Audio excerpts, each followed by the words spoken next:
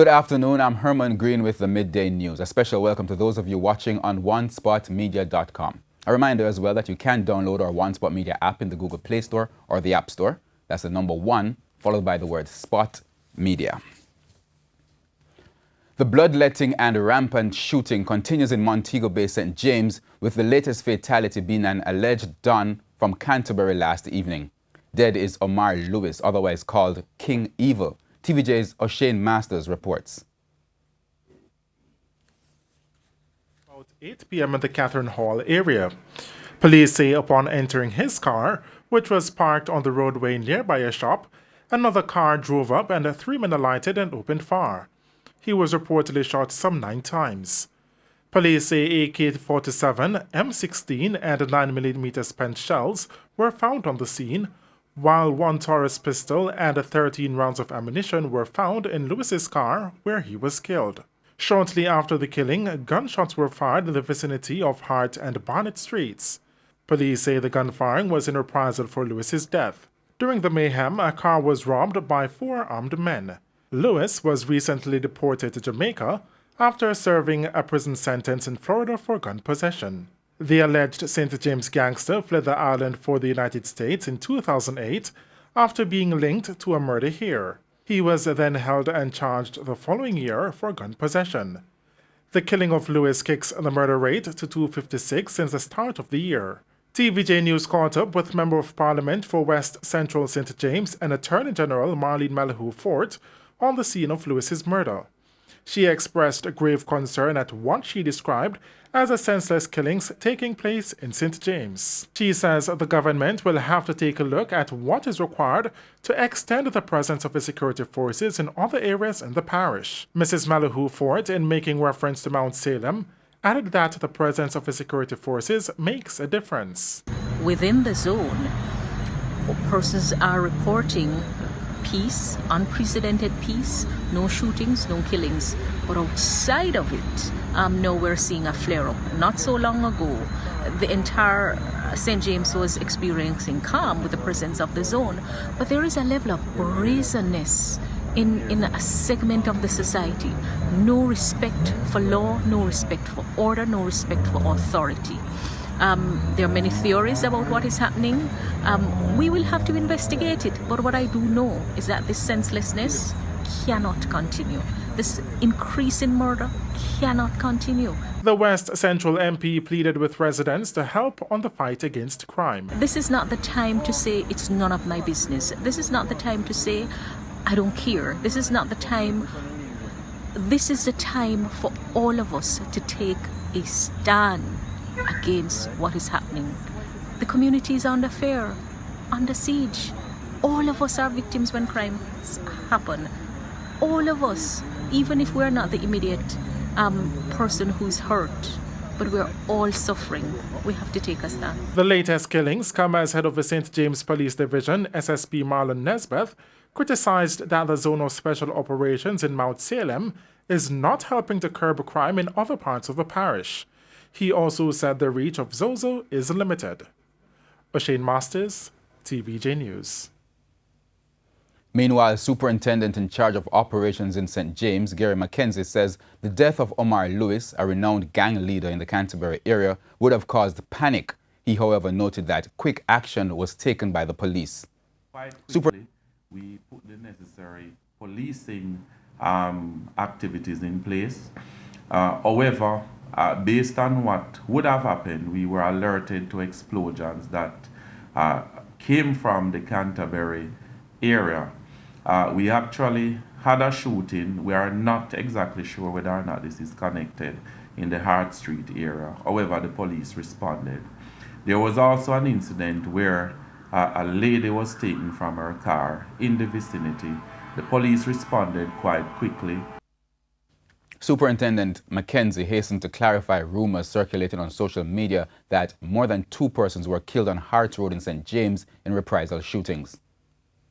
We would have seen where on social media there were reports coming out that more than 1 persons were killed along Hart Street. That is not so.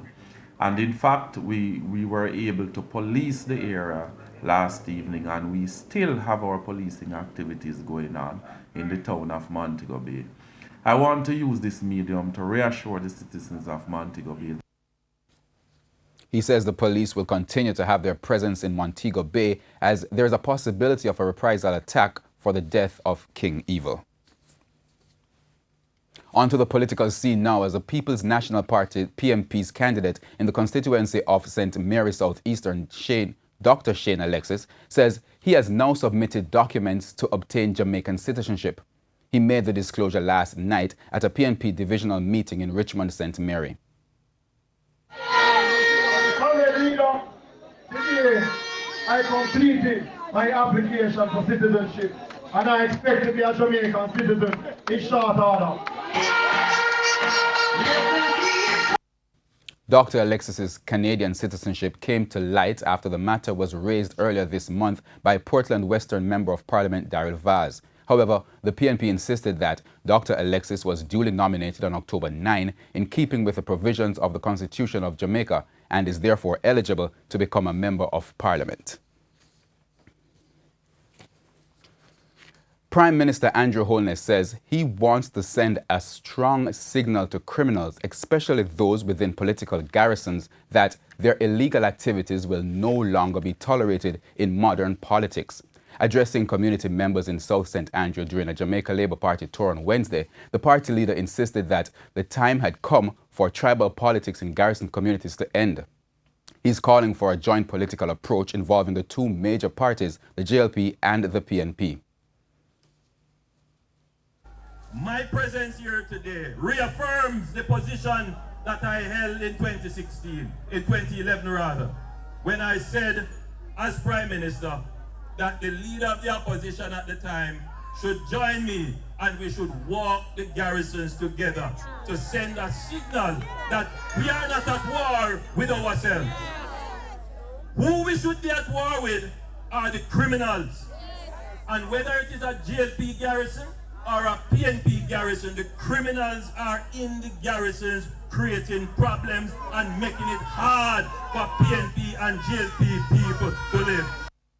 He says in addition to the political symbol of a joint march in garrison communities, he wants the residents to take a stance to change the criminal history of their communities. And so what the garrisons need to unite around is in flushing out the criminals. The criminals who are collecting taxes from you through extortion. The criminals who are raping off your daughters. The criminals who are recruiting your sons into gangs. The criminals who make it difficult for you to live in peace in your community. And I said to you, the JLP tour of South St. Andrew comes ahead of the October 30 by-election there. The constituency has had a PNP Member of Parliament for the past 20 years. Tension has escalated between opposition spokesman on transport, Michael Phillips, and the board of the Jamaica Urban Transit Company, JUTC. Mr. Phillips has rejected the JUTC's response to his allegations and remains adamant that the board has breached government procurement guidelines in the awarding of a contract.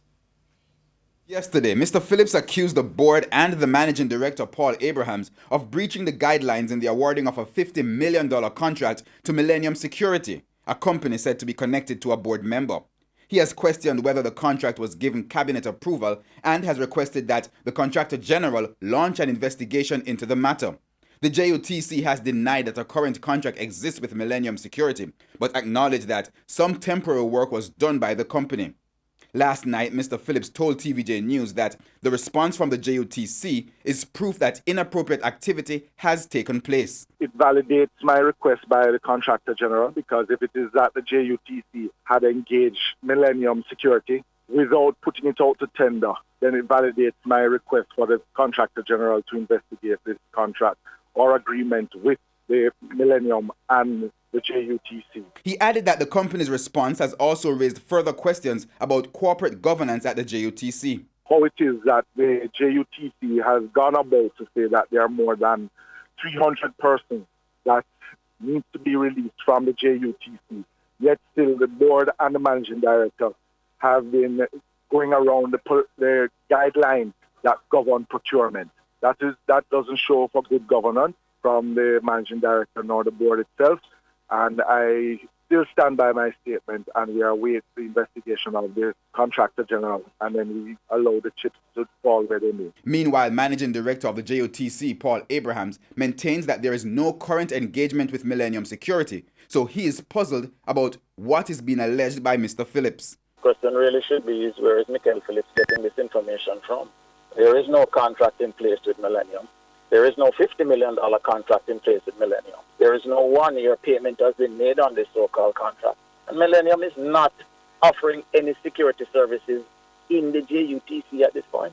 So really and truly, he needs to answer where this information that he's receiving is coming from. If there is no contract in place, I really don't understand. I must be honest with you. I really don't understand. Herman Green, TVJ News. Meanwhile, Contractor General Dirk Harrison says his office is investigating the controversial contract awarded to Millennium Security Limited by the Jamaica Urban Transit Company, JUTC.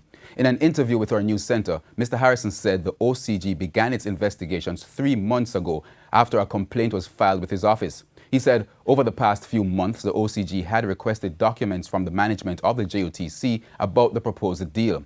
He said the company has submitted documents in response to the OCG's queries. He added, however, that the OCG still has further questions for the JUTC regarding the complaint lodged. One resident of Strathmore Gardens in Spanish Town, St. Catherine, is calling for the National Water Commission to address a sewage problem in the area. The resident, known only as Terrell, says raw sewage has been running through the community for weeks. He's worried about the possible health risks. The woman's over there, from what I understand. I noticed the lady has drawn the pit a number of times, but the water's still there. Whatever is, I don't know why it's not running off.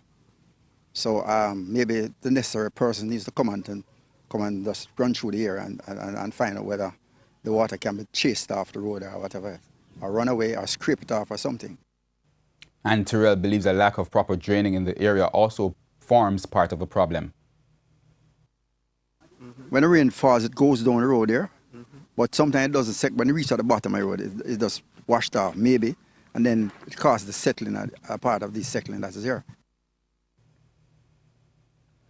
Residents of a St. Catherine community resorted to fixing the Caymanas access road after a motorist slammed into a signpost, causing minor injuries, but major damage to the vehicle. She was trying to avoid hitting several potholes and eventually slammed into a sign. Yesterday, taxi operators and the residents who used the stretch of road leading to communities in the Caymanas area off Mandela Road dipped into their pockets just to patch the potholes on that roadway. And TVJ News understands that there are plans ahead by the councillor for the area, Mr. Norman Scott, to do major patching of the Caymanas access road, but the residents insist something needs to be done now. We go now to news overseas. At least 26 people have been killed and 30 injured in a fireworks factory explosion this morning near the Indonesian capital, Jakarta. Residents are on the scene, or rather rescue workers are on the scene, and the number of victims may rise. 10 fire trucks were sent to the scene. Officials suspect that the fire broke out from an electrical short circuit before triggering the explosion. They say it is not the first time a deadly explosion has occurred at the fireworks factory, as Indonesia has poor fire safety standards. And we go now to sports, as rain caused a shortened training session for the West Indies A team, who take on their Sri Lankan counterparts in the third and final unofficial test at Sabina Park starting on Thursday. With the series tied 1-1, coach Jerome West is urging his charges to refocus for the decisive fixture.